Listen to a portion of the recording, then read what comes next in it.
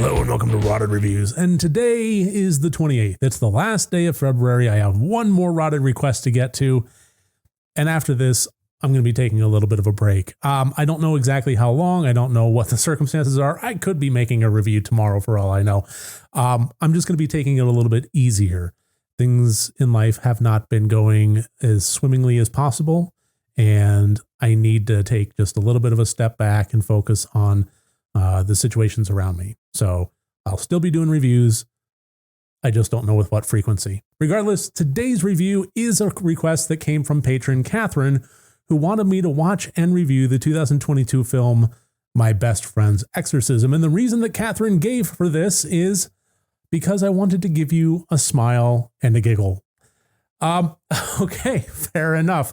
I do appreciate that. Smiles and giggles are hard fought these days, and I really appreciate the effort. Based on the Quirk Books novel by Grady Hendrix and directed by Damon Thomas, this movie primarily follows the characters of Abby and Gretchen, two lifelong friends that are just tied to the hip, and unfortunately, their friendship is put to the ultimate test when they go on a little outdoor excursion at a remote cabin, and they both stumble across something that causes Gretchen to become possessed, and in doing so causes her to lash out, alienate, and insult everybody around her, and more, unfortunately.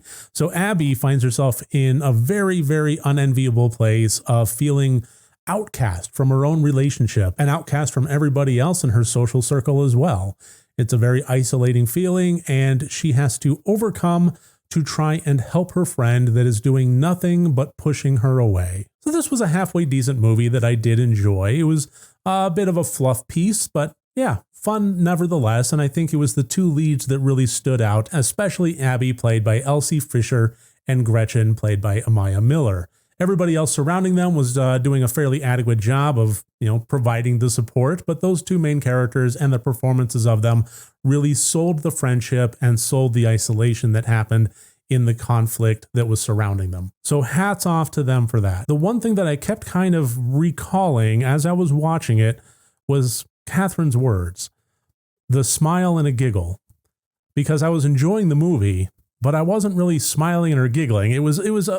It happens all the time, and I'm not faulting Catherine at all for this. In fact, it wound up coming to fruition, so aces on that front.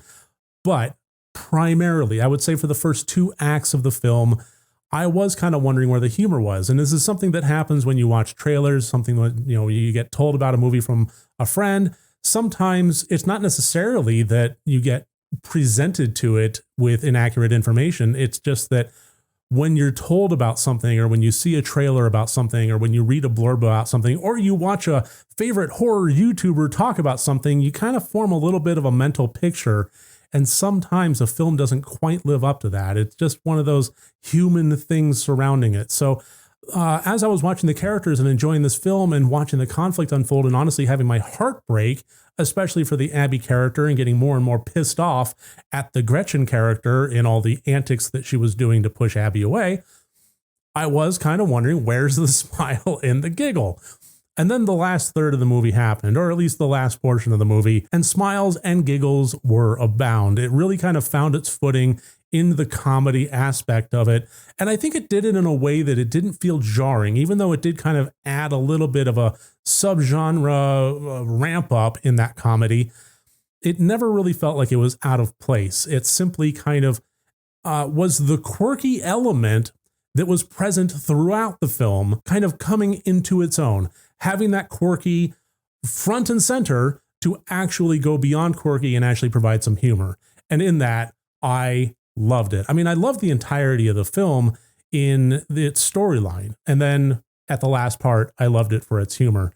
So this was a movie that kind of delivered on all fronts, and I'm very grateful to Catherine for recommending this one to me. There were some elements of this that did ring just a little bit odd for me, but I think that kind of comes from a place of having a movie that is fairly squarely aimed at an adult audience with material that is based in young adult fiction, and kind of butting heads between those two.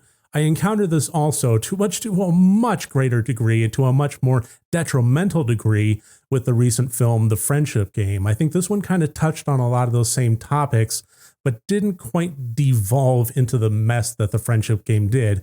And one of those things was the nature of having friends that turn into relationships of toxicity. And one aspect of this was I couldn't help but feel like I wish that Abby, that just kept getting pounded down by things, walked away. But that would not really follow the young adult, heroes circle kind of thing to help out Gretchen.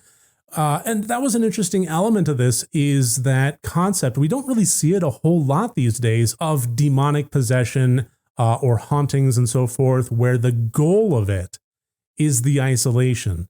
Any acting out, any harm that gets presented to anybody on the outside is specifically so that the demon can have a much tighter foothold on the subject, because they get more isolated, they get abandoned by people, and they wind up in a situation where there's not as much warmth and love and hope around them. It's the purposeful elements of those actions. But the possession thing outside, it was just, by all accounts, just a friend being this toxic element that winds up harming, I just really don't see any problem with needing to distance yourself from it. And there was a part of me that was loving the Abby character and wanting the best for her, and was pretty much knowing that the best for her was to walk. It kind of sucks. I've been in that situation where your best friend turns into something other. I mean, even just, somebody that you just kind of associate with, but don't really have that strong bond. It's a very tough feeling. And I get that. And I think that that was kind of a relationship angle that this movie explored fairly well. So there was a lot going on in this movie above and beyond just young adult quirkiness kind of fiction that allowed the characters to shine through in ways that other movies, mostly like The Friendship Game, just never really achieved. So I was very happy to see this one, and I was very happy for Catherine to recommend it to me.